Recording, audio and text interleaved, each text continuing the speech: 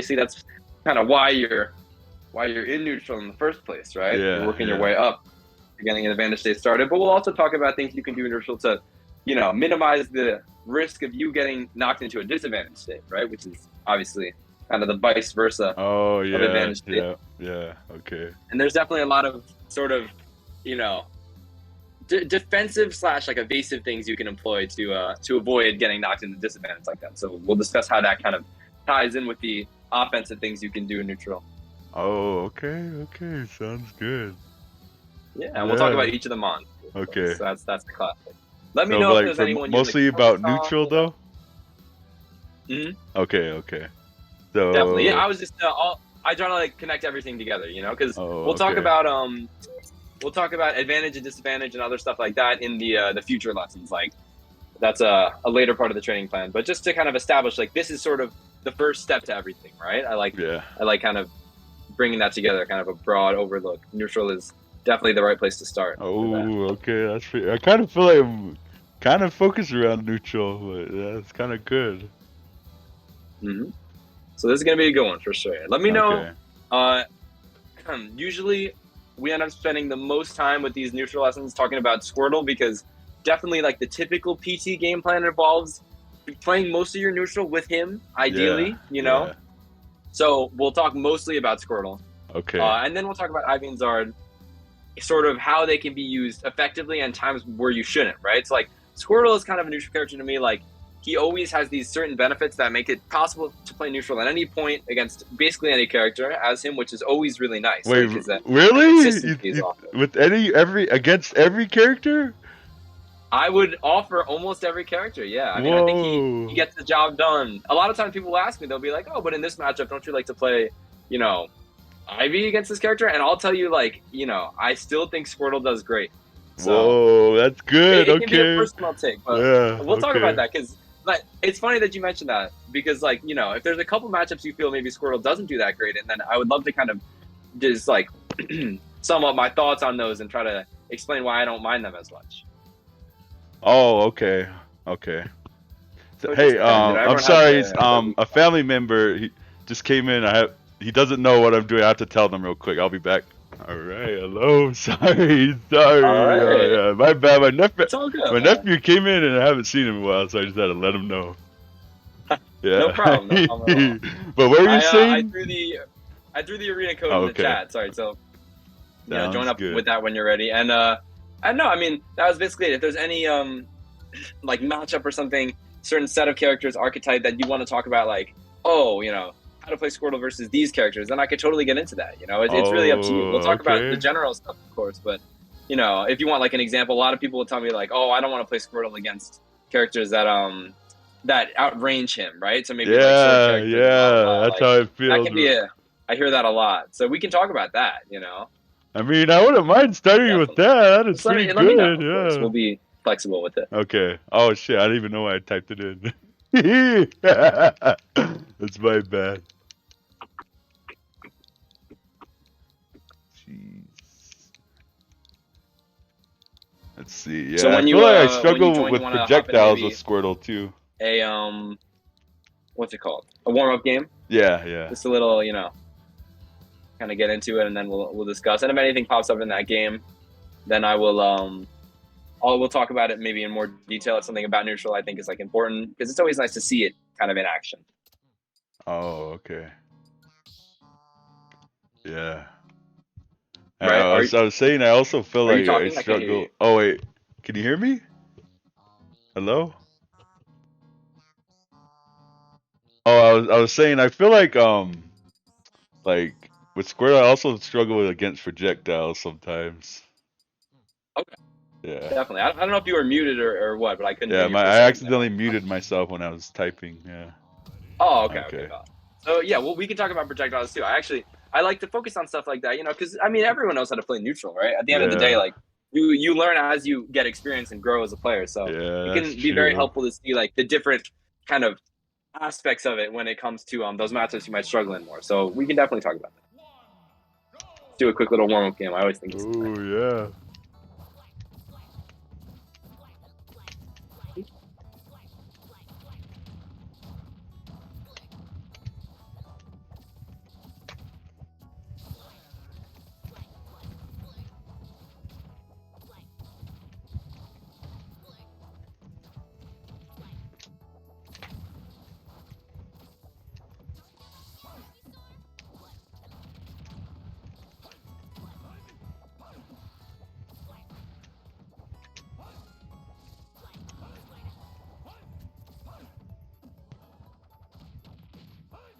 like doing that little jab. Yeah, that's a good catch. Yeah, it's awesome. Squirtle's is low-key one of the better ones at doing that. Like Ivy couldn't do it, you know. It depends on okay. how good your like multi-jab is or rapid jab, but it's pretty nice, especially because people love to jump against Squirtle from ledge. You know, it's like kind of the thing he sucks the most at punishing.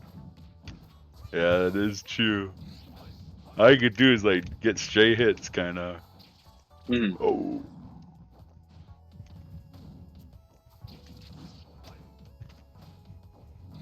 Oh yeah, damn! That was a good force situation. Shit. Yeah, man. That's that advantage state. You know, we'll talk about that. Okay. As soon as I see you blow a jump and maybe blow your air dodge, I'm like, yeah.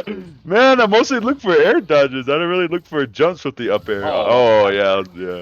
Yeah, but yeah, good. jumps and air dodges, right? And we'll talk about this in the advantage state lesson, but both pretty valuable resources for somebody in disadvantage. So once you see them kind of wasted and like now they don't have access to them anymore, it can be really, really like easy to kind of, you know, with their more limited options, it can be easy to get a harder punish and more of an advantage state, right? Whether it involves a kill at the end of it, which is always good, or just you land more damage off of something that's like kind of a string or advantage state rather than a truth combo. It's always something you have to look out for because sometimes people use their options kind of, they'll waste them a little bit quicker than they probably should have. And that's why in disadvantage, I tend to really hold on to my air dodge until like I absolutely need it, right? I don't air dodge a ton. I keep my double jump a while, like.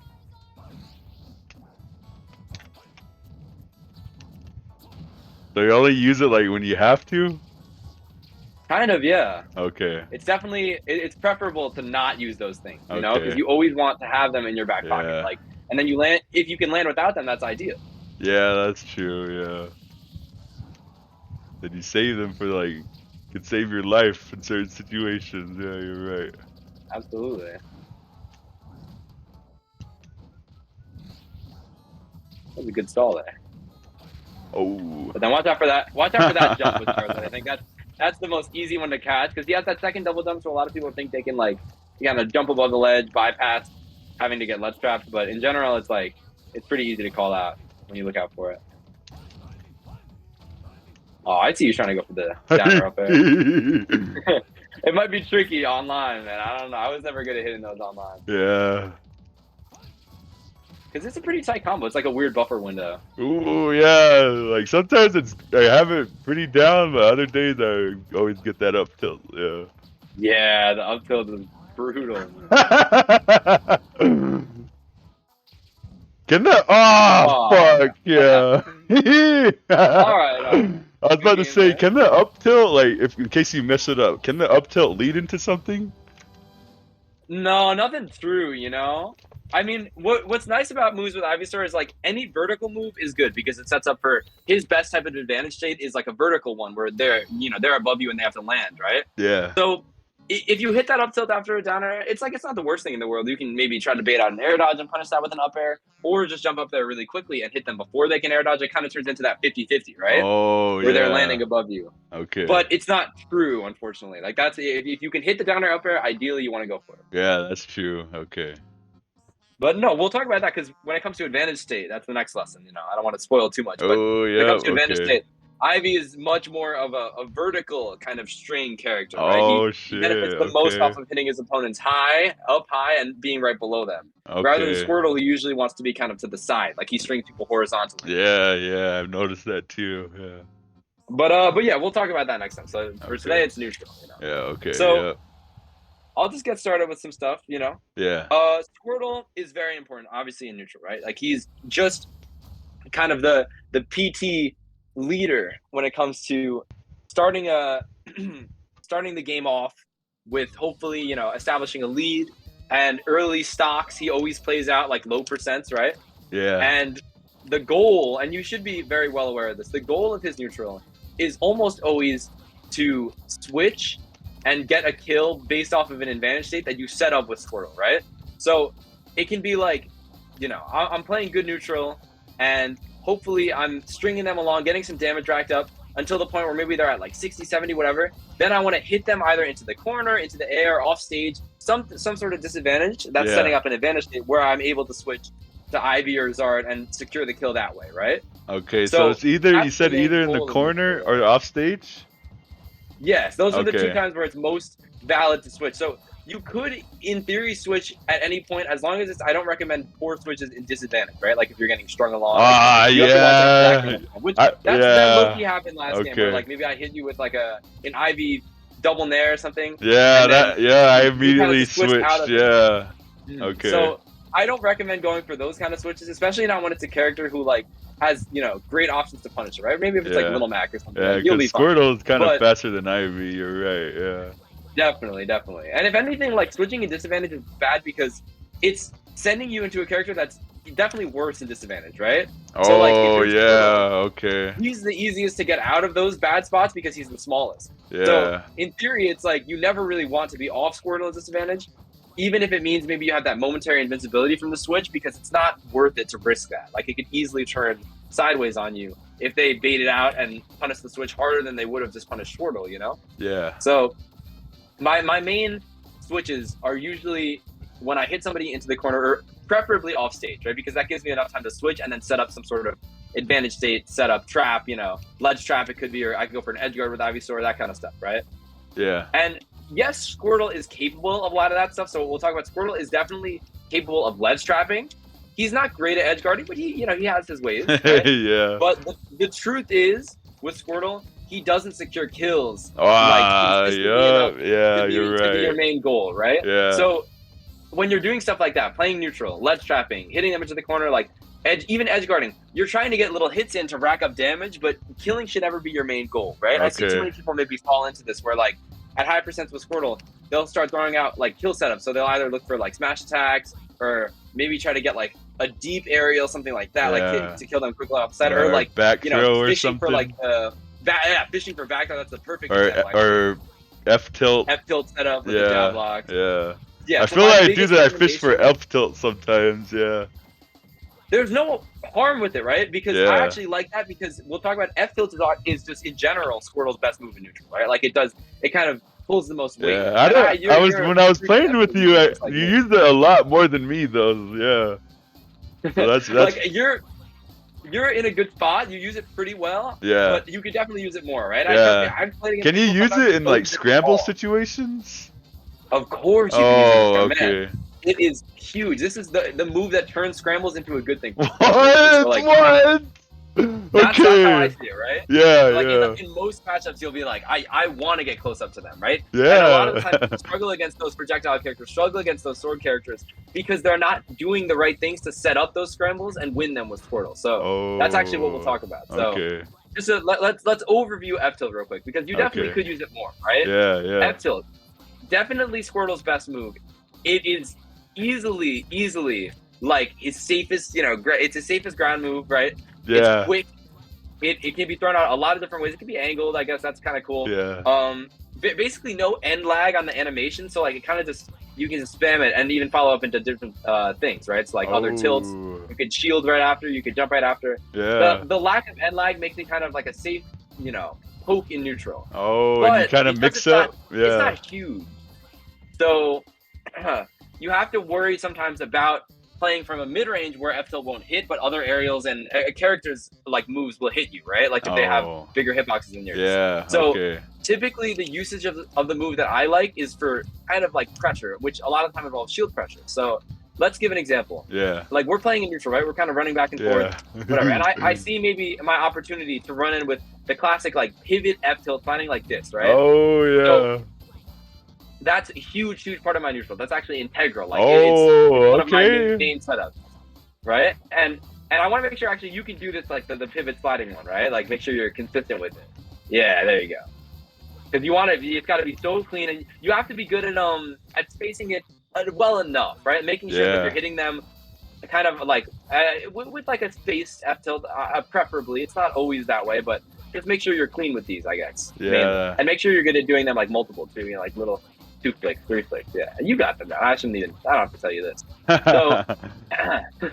So, what's really great about this move is it provides kind of a safe way to go in where you stay really low with your hitbox and you're not putting yourself into a ton of end lag. So imagine like as part of your neutral, you just occasionally come in and throw out some of these every so often, right? Yeah. Like you might be kind of playing more like this in neutral, like throwing out straight hits here and there, and then all of a sudden I come in and I'm just like bam. Right? Yeah, that caught me off guard. You're right. Yeah. It's quick, right? It's not a true burst option, but it's the closest thing you can do to that is also safe. You know, it's not as bad as like a dash attack would be punishable, or like a full hop or a short hop, like fully hold in aerial, that would be punishable. But F tilts are way more like you're doing it on your own terms, right? Yeah. You're controlling the tempo here of neutral. You're choosing when to start an interaction, but you're starting it with the move you want to start it with, right? It's his safest move, and trust me, it actually has the most follow-ups of probably any of his moves, which is surprising for a lot of people here at first, but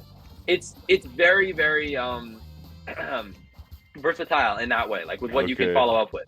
And that's why I love this sliding F tilt the most, because if you hit these, they have the best follow-ups, right? Yeah. So like, try to hit me, if you hit me with a standstill F tilt and try to go for like a run-up grab, right? Yeah. You want to try it? Oh! Dodge, right? Oh, yeah. So, yeah. I'm sure you've noticed that combo is not true. Right? Yeah, it's I practiced it with the mod, yeah. It's not exactly true, right? Yeah. But if I was to hit you with a sliding F tilt into run up grab, yeah, that's certainly true, right? It's a little bit quicker. Yeah. It gets a little bit, and a lot of the time, if you don't get knocked back far enough, I don't even have to like dash forward. At this percent, I would. Yeah. But it's okay because you're in the hit stun from that, and it gets me a true grab. And trust me, it's easier to hit those grab follow ups with the sliding F tilt than it is with the standstill one. That's why I typically like going for those a lot more, right? Yeah. At least if I'm trying to start a neutral engagement, my first one will be a sliding one, so I kind of like get up really close to them, right? Oh, okay. So you think? And I'm so glad you mentioned. Yeah. Or sorry, what were you gonna say, Adam? Oh, I was about to say, you think Squirtle's grounded moves are better? Yes. Okay. I barely play grounded with Squirtle. Now that I think about it. Yeah. I definitely could have. You know, I short hop in a lot. Yeah. It's interesting. It's a nice dichotomy between you and I. You know, I tend to play very grounded with Squirtle, and when you were playing aerial, it can be a decent counter to what I'm doing specifically in that moment, but still I find that I get better follow-ups off of my hits, and I in general play like a safer but also more rewarding game of neutral, right? Okay, yeah. Because keep in mind, the safer part is really, really important to know, because what's safer about being on the ground, right? You have access to shield. Always, you can shield if you need it, and you're always playing neutral with this constant thought of like they could, you know, approach me and try to put out a hitbox at any time to pressure me, right? Yeah. And because that constant threat is always there, especially the closer you get to somebody, because like if you're right here, I don't have to worry about you burst optioning me or like hitting me with something unreactable. Yeah, unless you're like Sonic. If we're a lot closer, if we're like maybe Sonic, bro, I'm not gonna lie. You got me there. But if we're right here, now it's like I could easily come in with a dash strike, and you would have to constantly be thinking about that. It's a constant threat that's always there. Okay. And from this kind of mid-range, character has at least something they could do as like a decent burst option. Yeah. So you always have to, you know, it's safer to have access to shield in case you ever see your opponent trying to approach you and trying to put the pressure on you, right? Because you're going to need it at some point. You're just going to need shield. Yeah, okay. That's why being in the air sometimes is a little more limiting, because in the air, you don't have access to shield. And in general, his ground moves are a little less, his aerial moves are a little less safe, right? Landing fair is great, but a lot of the time it can be it can be volatile with like if you hit it higher up on somebody's shield, or if they don't have enough hits done on it, maybe it's like it's not the best to like poke with, right? Yeah, I find that not like consistent. You think? Yeah, right. I mean, because like if we were in this situation and maybe like I tried to go for like a landing border, if you shield it and I accidentally hit you at the top of your shield, that's probably going to be decently punishable, right? Whereas like an F tilt, you don't have to worry about anything like that. Like it always hits low on the shield. I'm staying low, so my hurt box is really low when I go for it. What? I never thought about the hurt box. Yeah. Dude, look at the hurt box. Look how low I am. Holy right? shit. You couldn't even hit me with a run up aerial if you wanted to. You know, it's like think about that. Yeah, I remember I like dodge some stuff with that sometimes. Yeah. Of course, man. It's perfect. Oh yeah, that doesn't even work. Yeah. It's so, and that's Squirtle, right? A lot of characters, man, a lot of characters have nothing to hit Squirtle when he's doing his episodes. And that just means they have to constantly they have to be afraid of your approaches, because you're approaching with a move that's so safe, it low profiles so well, and it has great follow-ups, right? I mean, we don't even have to. I trust that you can, you know, figure out the follow-ups. I'm not going to waste our time going through every single one. Yeah. But like, there's so much with sliding F tilt that I go for that uppy, I go for dash grabs, I go for dash attacks, right? Oh, I mean, it can be okay. virtually anything, you know? Yeah, And okay. it's so versatile. Just mix it up, you know, be absolutely creative with it and realize that when you're using these F tilts, you are the guy in control, right? You control the flow of the neutral. Okay.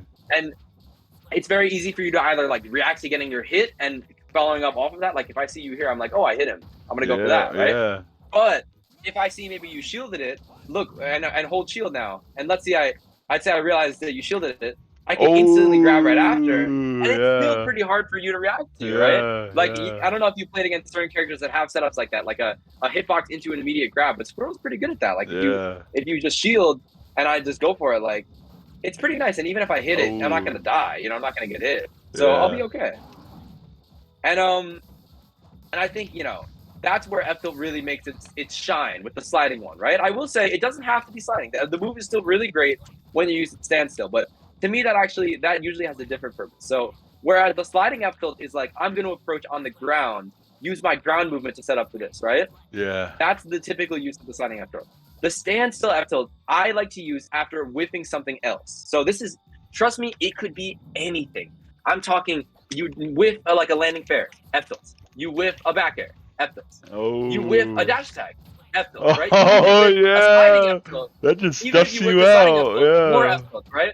Yeah. It's huge. And this is all neutral, right? Basically, you're covering yourself with a move that's so quick, so safe, and has follow-ups, right? Like, think about characters that they play most of their neutral with safe poke moves that also have most of their good follow-ups. You know, that's what makes top tiers, really. Like, they set up for their biggest advantage states with the safest moves. And that's why their neutrals are so good. Because they get so much off of them. Yeah. So what's really, you know, because like you see characters maybe who have a good neutral, but the moves that they hit in neutral have very little follow-up, right? And that's not what you want. You want to be hitting these moves that give you the most chance for advantage state. And what did we talk about earlier? Squirtle is a horizontal string kind of character. He sets up for his advantage state horizontally by hitting people, you know, low but left and right, and sending them either into the corner or even off stage further. So like, look at this. What if I hit you with something like this, right? I hit you with a sliding F tilt into like a forwarder, and now I got you off stage. Right? I'm stringing you that way, right? Yeah. That's the goal. Because then, maybe if I hit more like this, and I end up sending you off, now I can maybe switch to Ivy and get a kill off. So that's the kind of advantage state you want to set up, which means you play neutral like that. You're setting up for these horizontal things, right? And even other moves. So we'll talk about his aerials, right? Even those moves set up for horizontal things. Nothing really hits high except up air, right? So even if I would have hit you with like a landing fair into back air, that's still setting you pretty horizontal and setting up for advantage state that way, right? Yeah. Or even like if I did like down throw combo into like, you know, back air or something, you're at high percent for it now, but it'd be sending horizontal like that. So that's typically what he looks for. You know, I don't even love like up air combos with Squirtle unless it's totally true, because he's so bad at like juggling and extending his advantage state that way that you're probably not going to get any more damage than what was the true combo that you hit off it. Like you can get, you know, down throw into 2 up airs or something, but at the end of the day, they're not going to be sent to the corner. They're going to be sent a little bit high up like here, and you're not getting that much advantage off of that. You know, Squirtle doesn't get his advantage when there's opponents up there. So you think Squirtle like that's my recommendation. You think his strings are like better than his combos? You think? I think he's great at true comboing when it comes to like, you know, having a range of true combos at any percent, right? That's really nice because like even if you were at this percent, maybe I could get, or yeah, no, 91 is tough, but like if you were maybe like a heavier character like Switch Charizard or something, right? Yeah. Even at this percent, I could probably get a follow up off of like, you know, sliding out field like dash attacking something like that, right? So Squirtle's true combos are good because they work at almost, he has something for almost any percent, but stringing is typically what you want in general, right? Like, because true combos, they only go so far, and Squirtles don't even do that much percent. That's the issue. So you really want to set up for strings when you can, which means sometimes instead of going for like maybe down throw into 2 up airs, you could probably go for down throw into like, you know, back air instead and send them horizontally, which either put them in the corner, or you could start advantage state when they're in the corner, or you send them off stage, right? I've started thinking sometimes, you know, it's better to opt for that than go for the true combo, right? Like, it depends, really. It depends. And I'm not telling you never go for true combos, because when you need damage and you're trying to rack it up easily and efficiently, that does the job, right? But what I will say is that typically if I'm ever getting Squirtle stuff and I'm either like not trying to string them off stage or I'm just trying to get my damage off of it, instead of using up airs, I love using his up beat, right? So Oh, okay. when it comes to like down throw into up B or landing aerials into up B, I mean, I'll show you all this stuff really quick just so you know, but I want you to be very well aware of how much up B can do for you in neutral, right? Yeah. Because not only is it a really good out of shield move, and that's really important because yeah, I just use it in shield out of shield sometimes. Yeah. Yeah, that's broken because it's easy. You can do it either direction, right? It's very easy to react to with a move that's slow enough to like up B. And yeah, some things are going to be unpunishable. Like the move it's not like frame 3, frame 4, you know? It's like frame 9. So some things aren't going to be punishable with Squirtle up B. But if you can react and you know it's punishable, Game Watch, like up B feels so slow. That would be awesome, man. Yeah. Oh my god, a frame 3. Imagine if it was like Game Watch. Oh, that would be cool. Yeah, but yeah. So it still has so many uses, and I love getting just little small combos off of it, right? So if you were here, maybe I would go for like down or into up. Whoa, I've never seen the up B finisher like that. Shit. I've mostly used it like out of throws. Yeah. Yeah, it's great after down throw, but look, you can even get it after something like this. If I got like a landing fair, I can string it into a jump up B, right? Oh, I never used it like that. I like doing that. I like doing that when I'm not confident in my string getting like fully complete. Yeah, right? I know what you mean. I told you to like the goal ideally is to string them off like fully with aerials and stuff and F tilt and send them off stage, right? But sometimes if they're DIing well, maybe they're DIing up to go vertically, you can end it with an up B to get max damage, right? And that's even like I do it with like sliding F tilts I do into up B just to kind of secure my damage there. Oh shit.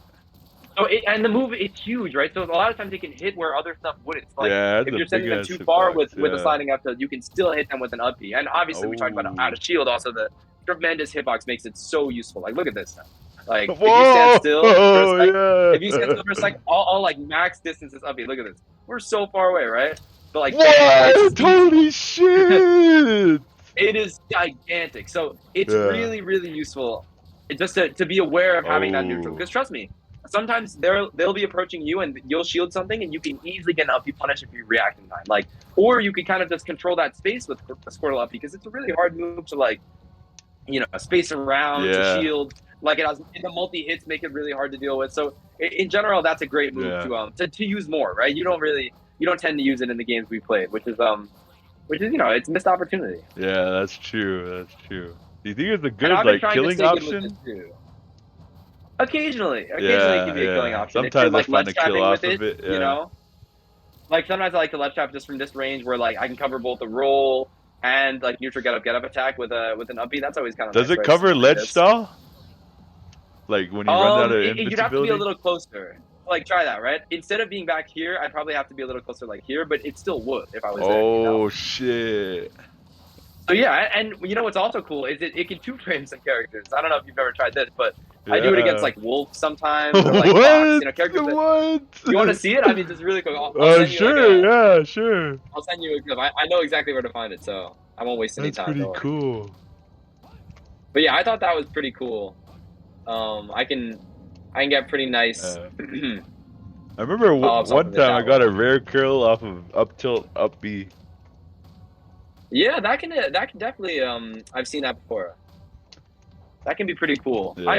We're gonna talk about how like ideally you don't want to be playing Squirtle there, right? Yeah, what's really nice kind about of a rare thing is that like like he's great in neutral because he's evasive, right? We talked about how he can set up for all these F tilts. Even he's landing aerials and stuff which are pretty safe. He can do all that stuff while doing very like low end lag moves and also having a really small hurt box, which means out of the three of them, he easily plays the most evasive and avoids the most, which is actually probably the biggest part of defense you could possibly think of. Like I know defense a lot of the time you want it to involve shielding and you want it to involve rolling and whatever, but the best defense is just making sure you're right outside of the range of the moves that they have to hit you. So I'm gonna kind of blow your mind right now, right? Yeah. So the main thing when it comes to you landing your hits and getting your like, you know, you're turning your defense into a good offense is whiff punishing, right? A lot of players, they look for out of shield punishes almost exclusively because it's what they're used to, right? They love like when they see their opponent come towards them, or sometimes when they go towards their opponent, they'll put up their shield and wait for their opponent to hit their shield. Yeah, that's what I do. Trying to come off an out of shield option, right? So you'll run up to them maybe and say like, all right, I'm gonna wait for you to hit me and I'm gonna go for a down out of shield. Yeah. That's so common. You definitely you have this tendency a little bit. Trust me, I've seen people that are 10,000 times worse, right? Where I do that. Yeah. Yeah. But I will say, this is easily the thing that holds people back the most when it comes to playing neutral. Because think about it like this. If you put up your shield real quick, and I'll just demonstrate it. Okay. Put up your shield, and yes, I could hit you with a move that's laggy, and maybe you could have punished it, right? Yeah. If I did like a landing there or whatever. But the most important thing to recognize is that whereas you, the one sitting in shield, have very little options. Your options are limited out of shield, right? You can't do any hits before dropping your shield. Yeah, that's You can't do like F tilt while you're in shield. You can only do rolls. You can jump. You can spot dodge, and you can do like up B and up smash out of shield, right? That's kind of it. Oh, okay. So those options are clearly more limited than everything I can do right here, right? Right here, I can still roll, I can still jump, I can still spot dodge. I don't need to shield. I can grab. I don't need to shield to do any of this stuff. But what you don't have in shield is everything else. So like like aerials, you can't do as quickly. Tilts, you can't do at all. Jabs, you can't do at all. Even something like a dash, you don't have access to that, right? And with Squirtle, what's his best option, right? We talked about how crucial F tilt is in these up close situations. So if you're shielding, you can't F tilt without dropping shield first. And I mean, there's a little wait when the shield drop animation before you can throw out more F tilts, right? Yeah, that's true. So you're limiting yourself in shield. And if I'm the guy who's trying to put the pressure on you, and I see you put up your shield, I know this. I know that you have less options, and I know which options are afforded to you, right? They're much more limited than they normally are. Yeah. So I can play the game kind of to my style then, and try to bait something out, or just try to play around your shield to the point where it becomes a very bad situation for you, right? This is kind of the basis of shield pressure, and I want you to recognize Squirtle is so good at it, but he's also so prone to getting shield pressured himself, right? So whereas he's really good, just like I was doing right there, he's really good at playing up close and shield pressure people that way. He's like also that cross up there you did the most from it. Awesome, right? It's so good. Against a lot of characters, that's it. I mean, imagine a Rob player shielding. You hit them with the first landing forward end, and you instantly go for a cross up there. Yeah. He can't punish that at all. There's nothing he can do. And then you do F tilts from behind him, watch, shield again. You'll do stuff I'll do stuff like this, and then I'll start with some F tilts, and I'll be like, right? Yeah, you can poke them or something. What I will say is that Squirtle's shield pressure is absolutely fantastic. It's a lot of the time that's where I get my hits, or at least I force people to do something riskier and then get my hit off of that. So maybe I won't get a direct hit, but I'll force them to roll, or I'll force them to jump, and I'll get my hit off of that, right? So it's usually ideal for you if you can get in there, get up close, and force your opponent to shield, because everyone wants to shield there. They're all scared. They all feel compelled to shield like they need to. And that's why you want to go for these pokes. You want to go for the shield pressure with F tilts mainly that will set up these good situations for you. Some people even consider it a form of advantage, right? Some people will say this is advantage state when you have your opponent in shield and you're pressuring them. To me, it's good neutral, right? It's the neutral that you want. So if you can do anything at Squirtle, do that and be ready for it. If I saw you were playing neutral or whatever, I'm eventually going to be all right, I'll come in with one of these and I'm going to try to get my stuff started. And I usually have a pretty decent plan of what I'm going to do after I get in there, right? We talked about the scrambles, right? Yeah. So up close kind of situations, scrambles like this. I usually have a pretty good plan as I go in of what I'm going to do. So Squirtle's, his moves are so fast that usually you want to kind of know what you're going to input and buffer them ahead of time, rather than doing it in the moment. So maybe this time I'll be all right, I'm going to do landing fair into 2 F tilts, right? So then I'll come up to you, I'll do my landing fair into 2 F tilts, right? Every time. And obviously if I see I hit you with the fair, then maybe I'm not going to go for both of the 2 F tilts because it's unnecessary. Yeah. But that was my plan initially. So let's say this time you shielded it, right?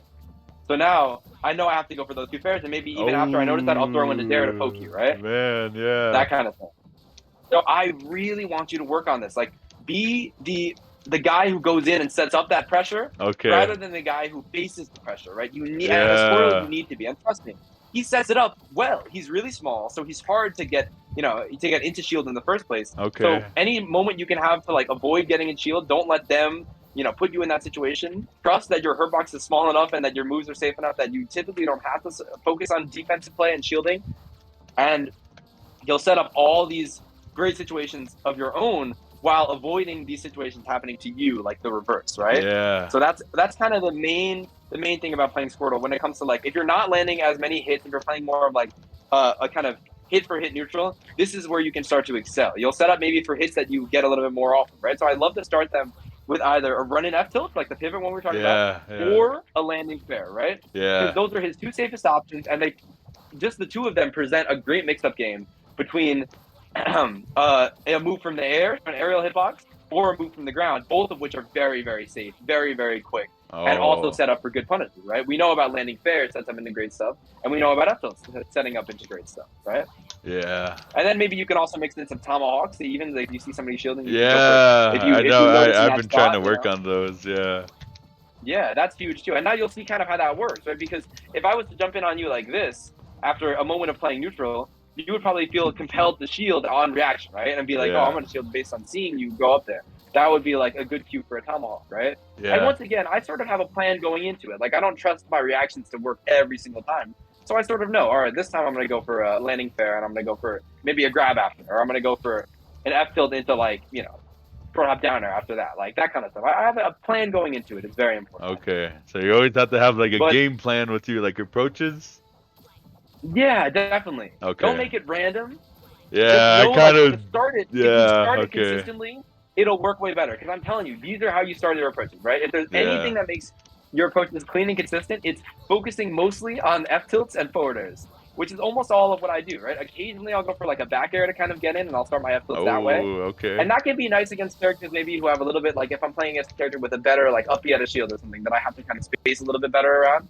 Maybe I'll go for back air and face it easier or more easily than like a fair, and then I'll start my F tilts from a better range, right? So it's almost always like landing aerial and start your F tilts after that. You see how that's kind of almost always on point, right? Like mostly for neutral though. When you throw out hitboxes, yes. Okay. This is all neutral stuff. Okay, yeah. You want yourself to be covered. You want yourself to be covered. Remember, we said the best defense is a good offense.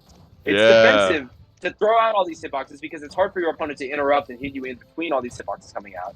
And it's also your offense. You're putting the pressure on people with a constant barrage of hitboxes. Yeah. So in general, I want you to. This is concrete stuff to practice. Right now or like after this lesson. I want you to be really smooth at movement like this. That involves like just short hopping, getting your perfect fastball aerial timing, and then throwing out some F tilts or just some tilts once you land on the ground. Like, because it should be like as soon as you land, throw out some tilts. Like the way I learned was I played a bunch of games where every single aerial I did a tilt after them, right? And then eventually I realized, okay, maybe I didn't need to there, maybe I didn't need to there. But it's good to learn how often it'll work, which is very often, way more often than you think.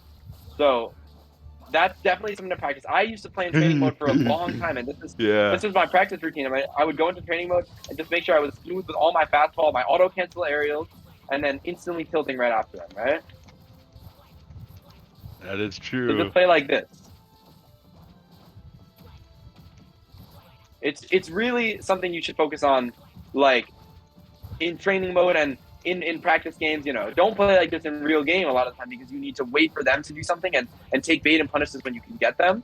But you want to be good at approaching through this, right? This is how you learn to approach. The alternative, remember, being Squirtle can also employ a really good bait and punish style. Depending on how aggressive and like how often the other character likes to approach, you can kind of adjust the level of how often you approach and how often you like to play like a bait and punish. But what I will say about the bait and punish is it usually involves just kind of backing up and using your small hitbox instead of shielding to try to whiff punish them, right? Like, because we talked about whiff punishes are always better than out of shield punishes. They don't put you in shield, which means you might get shield pressured and might get your shield kind of danced around. And then you can still get good whiff punishes off of options that you wouldn't have been able to do out of shield, like F tilts and borders, stuff like that. You can set up better that way. But I think this is your biggest thing. I think teaching you how to approach first is way more important, right? Yeah. And you'll notice like you can't approach all the time, but you'll learn slowly when it works. And then with those times when it doesn't, realize that maybe you could have held back a little bit. You could be a little bit more patient in neutral, right? Because all neutral is for Squirtle is like you're playing from a far distance most of the time, like kind of like this. And sometimes you get a little bit closer and threaten like a burst option or like an approach. And then sometimes you'll go for the approach and sometimes you'll back up a little more and continue playing this far neutral where you don't have to worry too much about them, right? Yeah. But then eventually I'll get close enough and then I'll be like, all right, here's my chance. And then I'll start kind of putting the pressure on you. Okay. And what you'll notice about once I choose my approach with Squirtle as soon as I get up close to them, I basically stay stuck to them like glue, right? I follow their movement. If they run to the left, I run to the left. If they short hop, I short hop. I try to track them down because once you get to that close range, you don't want to give it up. Squirtle wins those close range interactions against most of the cast very consistently, right? Yeah. There's some characters where you might struggle, but those ones right? Those you're aware, sort of, and you'll learn that you can't be that close to them and you can't start those situations like every time, right? Okay. So you have to stay outside of their burst range for those ones? Yeah, those characters you got to play a little bit more careful. That's when I start to employ more of a kind of back air and well-spaced F tilt, that kind of stuff. That's more space. And I wait for them to approach a lot more. I force them to approach. And obviously, that applies to maybe a character like Luigi or something where I know he's going to win the scramble up close. Or even characters that have just really quick tilts like Rob or something, like I know he's going to win, right? Yeah. I know he's going to beat me up close. His out of shield options are a little better. His tilt game is a little better and it's more ranged. And in general, it's not, the risk reward isn't worth it. So that's when I usually wait for them to approach a little more. But you can sometimes see like benefits. Maybe with Rob, I see some benefit of approaching him if I'm crossing him up well, Yeah. Or something like that. So be open-minded about it. Okay. And real quick, I know we spent a lot of time on that. So what I'll talk about, how that connects to projectile characters, right? Oh, because unfortunately with projectile characters, they're not going to approach you if they don't have to, right? So throw what I just said out of the window. If they have a good enough projectile game, you can absolutely toss that out the window and say, I am going to need to approach at some point. Like, that's just the way the game is. Yeah. So how am I going to mix up my approaches? This is the entire game becomes, how can you mix them up? And that means mix up your timings when you approach, right? Choose different moments to approach. So the first time, maybe I'll approach you really quickly at the start of the game, and I'll get right on top of you very quickly. But the next time, I'll play neutral for like a solid 10 seconds. I'll just say, I'll stay far enough back, and I'll be like, are you going to come in and approach? Are you going to come in and try to hit me? Yeah. And eventually, I'll choose my spot again if you never do, right? And maybe you will. Maybe you will approach me. And in that case, I'll try to whip punish you, bait and punish, that kind of thing. But if you don't, then I'll choose my spot again at a different timing. It's just like getting off the ledge. Try to mix up your timings of approach very, very well. Okay, yeah. And I think this might be also something, you tend to kind of pick your approaches sort of consistently, right? It's like, okay, I'm going to approach here. And then we go back to neutral and you're like, all right, I'm going to approach again. And then we go back to neutral and you're like, all right, I'll approach again. Right? Like, try to feel comfortable. Okay. I don't know if that resonates with you. Try to feel more comfortable just playing around in neutral for a little bit. You don't need to always be approaching. You don't need to always be close up. And the truth is, sometimes it's just necessary to wait like that because they're going to know how you're going to approach really quickly. And if you keep approaching like directly, the timing is always the same. Yeah. They're going to have to develop kind of a game plan around that. So I've been told that. That's where tempo comes in, right? That when people say tempo, that's what they mean. Yeah, they mean varying the way you approach in neutral. And that's huge. So the timing. Yeah. Yeah. Sometimes when I'm in a set. Oh, sorry. Oh yeah, sorry. Like sometimes, most of the time, like when I'm in a set, like the first game kind of goes well, but I kind of like barely. Well, if I doing good, then I just like beat them in the set. But if it's kind of like a good player, like it's kind of like a close game, the first game, and then the rest of them they kind of like adapt and just destroy me. Yeah. Dude, everyone has a period of time where they feel like that, right? Where you're like a game one warrior, or even for some people, it's like I'm a stock one warrior, and they play so well, and then the game goes a little bit further, and then it's like, oh, what happened, So that's easily a cue to tell yourself, all right, I'm playing way too telegraphed, or like it's very easily adaptable, right? My play style. So that's the kind of thing where I almost. It's great to know and be aware of it, but here's like a little cheat code you can use in bracket, right? And this is the way I love to do it. So the way you approach now tends to be you approach very quickly, and you don't spend too much time like waiting in neutral for me to do anything. Right? So what I'll say, if that tends to work game one, then do it game one. Be that guy who approaches a lot. Stay stuck to people like we talked about. Be the approacher and do these F tilt and fair approaches with a lot of shield pressure, a lot of tight follow-ups and variation in the options. You don't need to mix up the timings as much as long as it's working. So then maybe you'll do well game one, right? As soon as it gets to game two, I'm in between games, I'm telling myself, I'm forcing a huge change in play style, a heavy adaptation for myself, even before seeing that he's adapted to what I'm doing right now. So you have to kind of preemptively expect, like, okay, he's probably going to adapt to how I've been playing. So I'm going to change my style. This next game, I'm going to spend a lot more time waiting in neutral and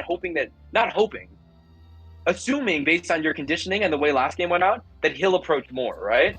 And now that you think he's going to approach more, you're spending a lot more time kind of just playing like this. You're playing in a mid-range, and maybe, you're kind of just waiting for him to come in. You're not really ever approaching. And maybe he won't. And eventually you're like, okay, and you can throw out, your same kind of approaches. But what you've done is you've mixed up the tempo of the game. You've caused it to be much slower. It's probably, 9 times out of 10, it's going to make your opponent feel like he needs to go in. Because no one is truly, at that level of patience. So you'll have then all the game, the ball's in your court to say, I think he's going to approach more. Therefore, I will start going for my whiff punishes. I'll start positioning around his hitboxes, that kind of stuff, Yeah. As long as you know what's going to happen, you should be able to develop a very good plan around it. Okay. And that's what's really important. So I say that's the cheat code. Switch it up between game 1, game 2, game 3 if you can. Be like, game 1, I'm going to be really aggressive. Game 1, I'm going to be really patient and wait. Like, that's just an easy way to do it if you're in a practice. I never thought about it like that, yeah. Like sometimes I have this like feeling like I don't want to play lame. I want to be like a hype player. But when you're in a tournament, that doesn't matter. You want to win, so I want to keep that mindset. Yeah. I mean, it's not like because let's say you play aggressive game 1 and you win. Yeah. Chances are game 2, they're gonna stop waiting for you to come in and pressure them. They're gonna try to beat your aggression with also good approaches, and they're gonna approach way more than they used to, right? Yeah. So what that means is that you're still gonna end up being in those close counter engagements a lot, where you're really close together, close range, and you're doing the up close scramble situation. But they're just gonna be the ones to have approached with it. Then that means instead of you being the one with your approaching and you do your approach options, you're gonna try to do your bait and punish options, which is slightly different stuff, right? That's positioning outside of their range and trying to go for a tilt to catch their landing or a tilt to catch their dash in, that kind of stuff, right? Oh yeah. That's what your bait and punish game is, and that's just kind of the same types of moves and stuff you would use as your approaches, but just make sure you're avoiding their move or shielding it first, right? That's Yeah. And you get this. This is all a very natural built-in part of the game, so I'm not gonna a while explaining it, but definitely important to know that you'll still be having those close encounters, those close range situations. It's just sometimes they'll approach more with them, and sometimes you'll approach more with them. So don't it won't be like a super slow game that requires you to be super patient, because that's almost never how it goes. Okay, yeah, okay, you're right. So that's, oh my gosh, man, wow, I just checked the time. We spent a lot of time, but that was really almost everything I have to say about neutral typically. I mean, with Squirtle, I gave you basically all the moves, the concrete stuff I like to talk about. So if you like, we could just talk about Ivy and Zard quickly, and I'll explain the moves I like to use with them and the movement I like to employ. Okay. Is that cool? Yeah. But with Squirtle's side B, how do you feel like you can use that? I mostly use it oh, okay. Yeah, I don't really like to use it too much. Yeah, okay. I only use it if I'm off stage sometimes or off the ledge. But that's all. Mm-hmm. That can work. Yeah, definitely. It can definitely be good there. And I think what I like to do in those situations is I'll do it occasionally until they prove to me that they are able to punish it, right? Because once somebody proves that they're ready to punish it, you don't have to kind of you can kind of just not use it anymore, and it can phase out that option out of your recovery thing, and it's fine. But yeah, you can totally use it until then. I just in neutral and stuff, I tend not to use it. Yeah, it's kind of punishable. It's kind of a scrub option. Yeah, I know what you mean. Yeah, not like oh, this is this is a bad thing. It's not an objectively bad option, but just because of the typically low level players and people who are just learning the character love to do that, which means almost everyone has developed an autopilot or muscle memory reaction to it, and they're gonna punish it way more consistently just because of that. Okay. So I tell myself anything that somebody could easily read or just predict based upon every other PT they played against, I try to not do that stuff, So I try to always distinguish myself and do discernible things based upon okay, every other PT is doing this, and I don't want basically every opponent I play to be ready for that. So I'll do the other stuff. Okay. Yeah, that is good to know. Basically, just not be predictable. You know, that side B is a great example of a move that's just kind of just predictable. Everyone's built in their autopilot to punish that or to avoid it. So and Charizard side B too. Exactly. Yeah. So we'll talk about Ivy now, just real quick. Ivy is he's definitely a little less, useful and neutral than Squirtle, and so is Zard, but they still have a lot of their uses, right? It's just it tends to be more linear which is good for you because you know sort of how to understand it already. So what I'll say about Ivy, he approaches less than Squirtle, right? Whereas like I told you with Squirtle, right? Most games are going to end up with you approaching more and you being the aggressor, putting them in shield pressure, right? Ivy is much more of like, okay, I'm going to kind of feign aggression by getting sort of close to you in that mid range like we talked about. But in the end of the day, I want you to be the one approaching me more, which means I'm going to kind of hope you come near me or try to predict you coming near me and get like a fade back aerial, or I'm going to get like a pivot grab, or I'm going to get a shield out of shield punish. You know, those kind of things. Those are more like defensive punishes. Good punishes out of shield punishes, right? Yeah. So Ivy likes to look for that stuff more than being aggressive and getting hits off of like shield pressure and, you know, putting people in bad 50-50s. Like Squirtle's better at that because he's faster, his hitboxes are faster, and he in general has like a better ground game, right? Ivy, due to his lack of ground game, and still he has slow airspeed and fall speed, so his air game isn't even that threatening. It makes it kind of difficult to like pressure people up close, right? So you don't want to put yourself up close when you don't have to. Okay. So that's my biggest difference, right? And or what's up? Oh yeah, I was about to say, you think with Ivy, he's kind of like, he's not as aggressive as Squirtle? No, definitely not. Okay, okay. So it's kind of that's like a... and trust me. Oh yeah, I was about to say, do you think Squirtle's like, kind of like a rush down and Ivysaur is like a bait and punish style? Yeah, I mean, here's the thing. I think I try not to like box them in like that because Squirtle can do both, right? And Ivy can do both. Yeah. So I try not to think about it just in those terms, but when you say like, okay, what should I be doing more often? In general, it's probably that. And it differs from character to character, right? Against like, you know, Jigglypuff, Ivy can be a great rushdown character. You can really put the pressure on her. Or like against, you know, projectile characters, you basically always have to be the rushdown or something like that, you know? Yeah. But in general, when we look across the whole cast and just at game, tools and stuff like that, fundamentals, Squirtle tends to approach more than he bait and punishes, and Ivy tends to be the vice versa, where he bait and punishes more than he approaches. Okay. So I'll say that as a general blanket statement, but don't have it hold too much weight, really, because it's all character dependent and even player dependent, right? Some players probably will play a character that you never expected them to approach with that character, like Samus or something, and they're just gonna run at you and really approach. Fuck, that's the projectile character I struggle with. Oh yeah, I get it, man. I get it. But against Samus, you're just, you know, you want to really, and we can talk about this maybe a little bit more in a different. But it's very, very important to like visualize the range that she covers with up B out of shield, because that means even Squirtle can't like shield pressure from that close, right? If she can ever up B it, it's not safe to shield pressure. Yeah.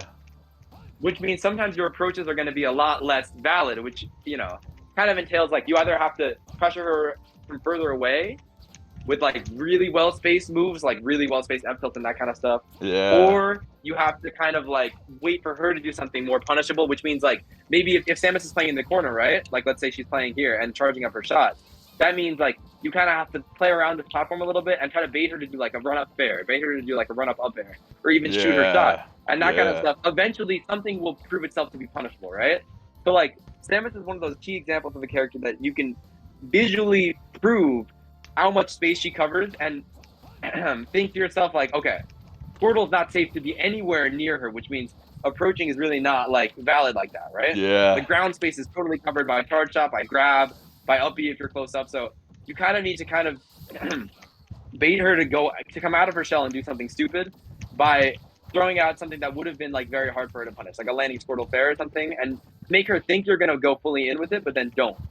Like retreat with it, and maybe she'll throw out a fair, and then you can punish that. Like it's a tricky matchup, and I'm not gonna lie to you. It's easily my most difficult, I think, matchup that I struggle with the hardest. But it's a lot of the strategies that I employ against Rob, or I employ against, you know, like Mega Man or something, or Pac-Man is a better example. They might have kind of the same like logic attached to them, right? Where you sort of have to bait something out of them. You know, bait Pac-Man's there out of shield, bait Rob's fair out of shield, bait Samus's up out of shield, or fair out of shield. That kind of stuff is huge, you know? And you can do stuff like that and force them to kind of be on their best, like, corner game, because you know you're corner pressuring them just by your positioning, right? And making them think, like, oh, he can come in at any time. So eventually they'll probably crack and throw out something stupid. And if they don't, then eventually you can probably approach them and they might not react to it in time, you know? It's a hard game to react to those things in time, like a Squirtle fair, you know?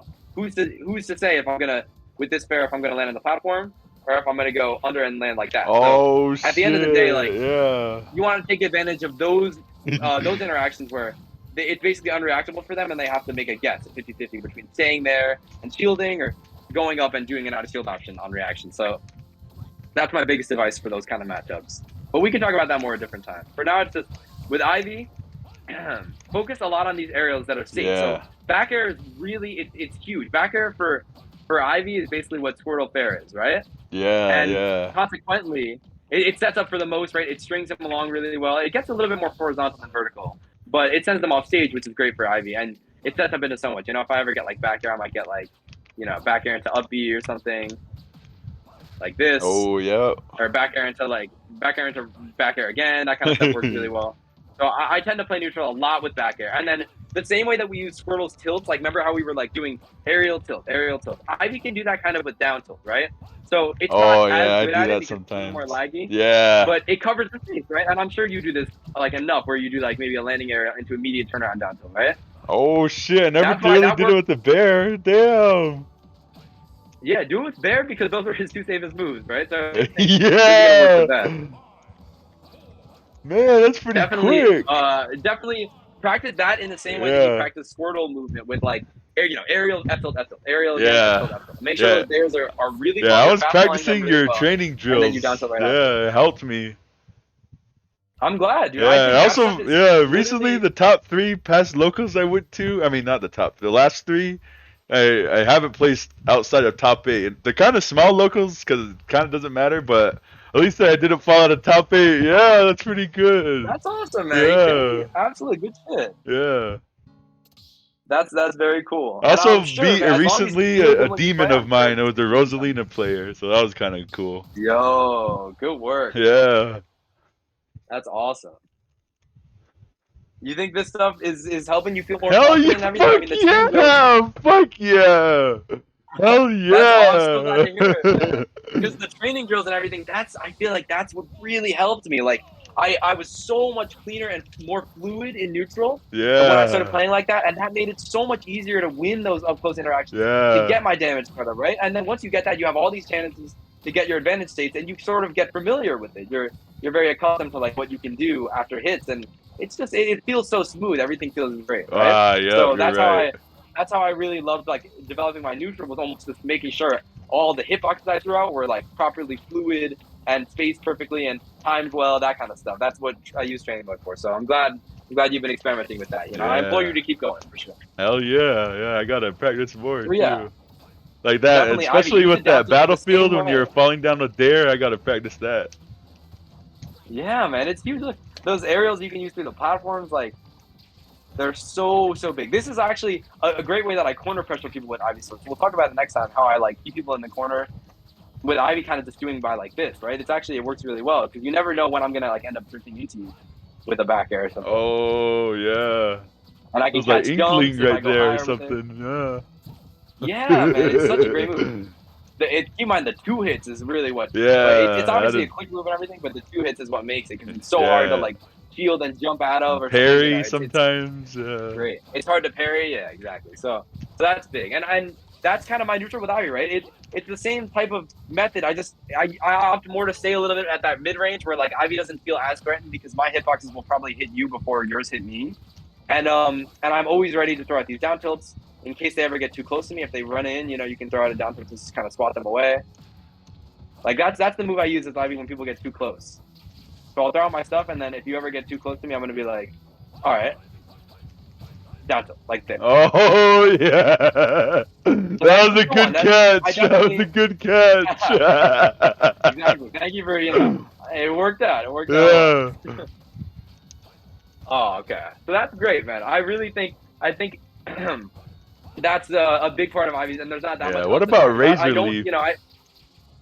Razor Leaf, I typically don't recommend the great use of it in neutral, because the more you use it in neutral, the more you might accidentally use it at like too close of a range, right? So like this range is fine. Yeah, that shit messes me up. The mid range that you want to stay in to put the pressure on them and make them come to you, because we said Ivy loves bait and punishing, right? Yeah. And he loves when people approach him. So that mid range that you have to stay in to make people do that, like kind of like this, if I throw Razor Leaf from here, it's a little bit more punishable, right? So like, if I was to do something like this, if you would run up and shield the second you did that, you could probably just like grab me, you know, or something like that. Or you could probably like a Squirtle. Maybe if I did it too close, you could just like shield it for a sec, and you could probably like up B at a shield, right? So like something like that can be really problematic. Yeah. Oh shit. There you go, right? So it's definitely a usable move in neutral, but make sure if you're using it, you're really far away from them, because generally, like, if you're too close, it's risking them just like running in on you at that moment and getting a punish on it. And it's super punishable, right? Way more punishable than an aerial like back air. So that's why I like to use that stuff more. Okay. And what we'll talk about Razor Leaf wise is how you can use it in like advantage state more so, right? So like one of the main ways I use Razor Leaf is like, let's say I hit you off stage, you know, like let me just throw you off stage, and then I'll throw Razor Leaf like this, you know. Oh my god, you died. But whatever. Just, you know, that's what it would look like, right? I throw Razor Leaf kind of just like this to like pester your recovery back on stage. Yeah, maybe force an air dodge. Yeah. Exactly. I'm glad you said that, because that's a huge part of it. I'm going to talk about that with edge guarding, right? You can force people to jump, or you can force people to air dodge. And once they burn their resources off stage, Ivy gets way better edge guarding because they have way less to avoid them, you know? So that's what we'll talk about with Razor. Yeah, sometimes I can lead in. I do that sometimes, and I kill off of it. Yeah, of course. That's huge, man. Razor Leafs are so great off stage. They're so great for like tech chasing people onto the platforms, or even in the corner, stuff like that. And they're good occasionally for ledge trapping and stuff like that. So we'll talk about that more as like an advantage tool, honestly, than a neutral tool, right? That's for next one. Yeah, that is good and to know. And Zard, we'll just go over quickly. Yeah. Because that was mostly it with Ivysaur, you know. Yeah, that's true. With Zard, I typically think most of his neutral is actually based on just ground speed, right? Whereas like the other two weren't fast on the ground. He has such a good dash speed that a lot of the time you're going to want to put the pressure on people just by like risking that 50-50 of like, am I going to run in and like shield, or am I going to run in and like dash attack? Oh, am I going to yeah. Yeah. So I want you to be really, really good at mixing up between these things, because once you do that, it turns the game into a 50-50. Yeah, that's how I won against that Rose, though. It was mostly my Charizard at high percents killing him. There you go, man. At high percents, it's huge, right? Because think about it, right? This is what I love to think about. Look at how skewed the rock paper scissors is, right? Against Rose, you could run up and shield, and the thing she would have to do to counter that is to grab you, right? But if she grabs you at high percent, what's she gonna do? She's gonna throw you on your lip, and you're gonna get back on, and you're gonna do the same thing again and again. You're gonna run up, and you're gonna risk, that game of odds you're gonna play. Yeah. And she has to just keep getting it right, or else guess what? If the one time you run up shield and she decides to like jab you, you're gonna up smash and kill her. Oh, so yeah. It's so skewed in your favor, which means you should easily be good at just mixing up between the two. Like, so sometimes I'll just run up and do dash attack. Sometimes I'll run up and shield. Sometimes I'll do run up sonic up tilt, and sometimes I'll do like like a pivot back air or something. Like that's the kind of like okay. This is really good at spacing, right? Yeah. So like even if you shielded it, I would still be far enough away that I wouldn't get punished out of shield by most characters. So yeah. I'm also using Nair too. That's a pretty good one. Nair can be good too. Yeah, that catches jumps pretty well if somebody's like, if you're approaching with it. And I also like Nair sometimes like from behind. If somebody's jumping in on you, it has that hitbox on top. Ooh, yeah, so it's pretty really satisfying to hit the tail with that move. Oh yeah, it's awesome. The fire. So that's really it with Charizard, man. I don't want to overcomplicate it, because I genuinely think that makes you worse. You know, like, and I think that was what was making me worse for a really long time.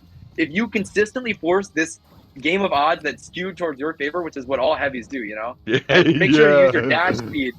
Use your dash speed to like intimidate them in that way, right? Be like, oh, I can come in at any time, you know. Man, so, that's true. That's absolutely gigantic with Zard. And besides that game, what you might want to do sometimes, just with like the same we did with Ivysaur, is throw out some landing aerials and then use down tilt after. It kind of covers that space, make sure they can't dash in on you. And in general, it's like it serves the same purpose, right? If I'm telling you this with Squirtle, do the F tilt, and I'm telling you with Ivy, do the down tilt, I'll tell you with Zard, do the down tilt, because they all serve the same purpose. Land with an aerial or whip a tilt, anything like that, and throw it out for some coverage. It's like a nice 1-2. It makes it harder for them to shield it through it, and harder for them to punish the first thing. And in general, it makes it adds an extra mix-up, because guess what? You don't always have to do it. So sometimes you can do something else. Sometimes you could roll or jump or not, That's pretty good, because I never do the down tilt, so it would be a mix-up. Yeah. So I would say at this point where you're at, start by doing them a lot. It's like do with all the mons, do those down tilts, do the F tilt with Squirtle, and start by learning like, oh my gosh, it could work here and here and here, whatever. That stuff, it's a great way to start. Okay. And then over time, you might be like, you'll start using it only where it actually works, right? You won't be like spamming it and be like kind of leaving the, because anytime you're doing something too consistently, it's sort of leaving it open for them to like predict it and read it. So just learn to do it that way, but then over time you'll phase it out to be the right amount. Okay. Do you think like with Charizard, his neutral B is pretty good in neutral? Yeah, occasionally. I definitely think against people who are playing more in the corner or playing more in shield, Charizard neutral B can be really good because it sort of forces like an option out of them, right? Like it forces them to jump or something like that. So yeah, definitely use that as just another mix-up, man. I mean, sometimes I use it off the platform, like I'll run off the platform and B reverse it or something like that, Oh yeah, really I saw you do that with against some other character in neutral. I think it was Zelda or something. Damn, that looked crazy. Yeah. Yeah, that's a great one. Just try all that stuff out. I mean, I would never tell you with basically any move, I would never tell you to not do it, right? It's only those moves that are like super, super stationary and punishable that I would tell you, like a bullet seed or something. Okay. but I've seen you do that mix-up, like when they're on top of you in the platform and they're holding shields, and you do, I did that one time in tournament, and that guy was he fucking like his eyes get widened up. It's awesome, right? Yeah, it's a good really mix-up. Yeah. So that's it. Just focus on the mix-ups and make sure you're not neglecting any movement along with moves, right? So like the conjunction of using the correct moves and like options and mixing them up, it works really well with also fluid movement and picking your spots to approach or like play more patient and defensive really well. That those two things just work together perfectly. Oh, okay. Yeah. So that's about it for neutral. Yeah. If you have any questions, about any of the mods, you can let me know now, or you can DM me at any point. I'll try to get to that. If you want, we can play a game to close it out. I know today was just kind of all discussion, so I don't mind. More. Definitely. I know we're a little over the time, but I don't mind at all. So. Yeah. Okay. And if you have any questions or anything, just let me know. Okay. Totally. Do you think like Charizard's run-up jab is kind of good? It can be. I typically like dash attack more, I'll say. In general, because dash attack is a little bit more like it sort of works better with that mix-up game of like, am I gonna run up and shield, or am I gonna run up and F tilt, up smash, that kind of stuff. Like, I don't know. I was never much of a jab user, but I know a lot of people who use it more, and it to good success. So definitely, you could try that out too.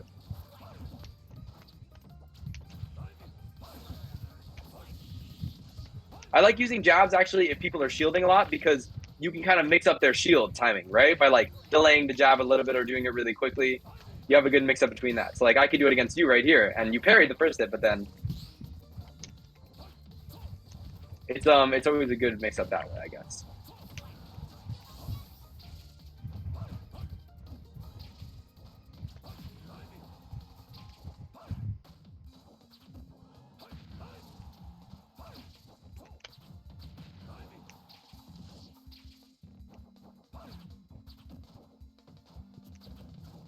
Here's my corner pressure coming in with these back hits. Trying to use the platform valid to like notice how it's like kind of hard for you to poke through it. I love that Razor Leaf. That's great.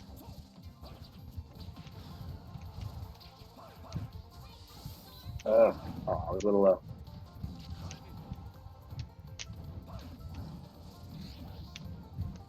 Oh, that was good. You. And as Ivy, sneak peek for next time, my goal here is to send you horizontally vertically. Definitely don't want to mess that up. My goal is to send you vertically with whatever I do, right? So, whereas Squirtle's goal is to send them horizontally, because that's how they better get their true combos and hold advantage states. So, that'll definitely be a lot of what we talk about next time with like advantage. And I think that's always nice.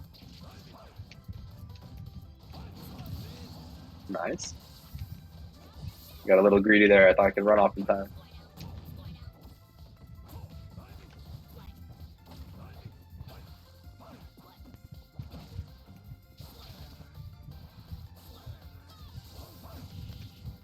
Oh, that was good. Yeah. That's so sad. Because I knew you'd fall out in there too. That there usually does not connect. Yeah. Oh, big damage.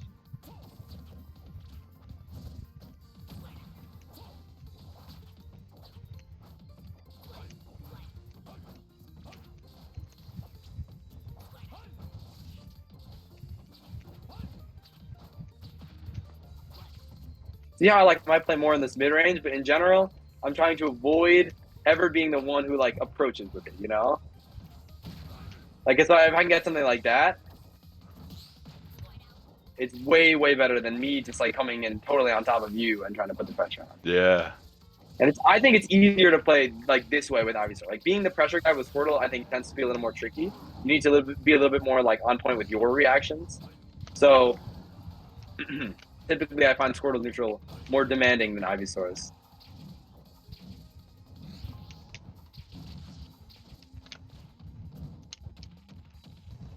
Oh, yeah. Okay. All right. So I think that's just about it. Yeah. Good games there.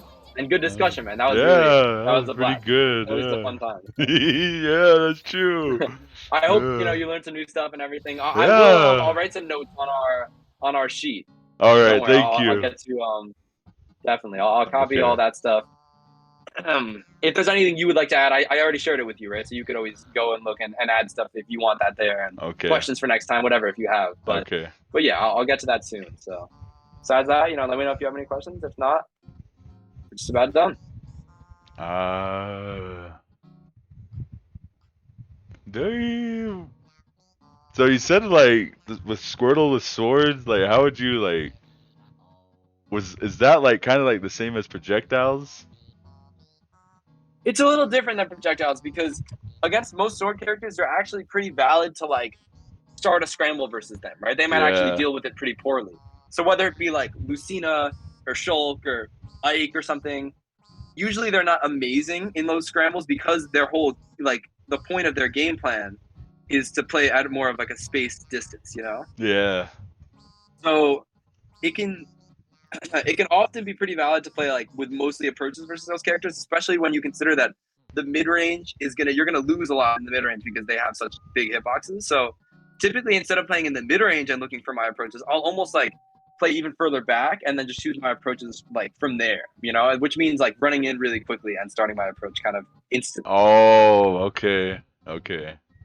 Kind of like with that run-in pivot tilt. Oh yeah.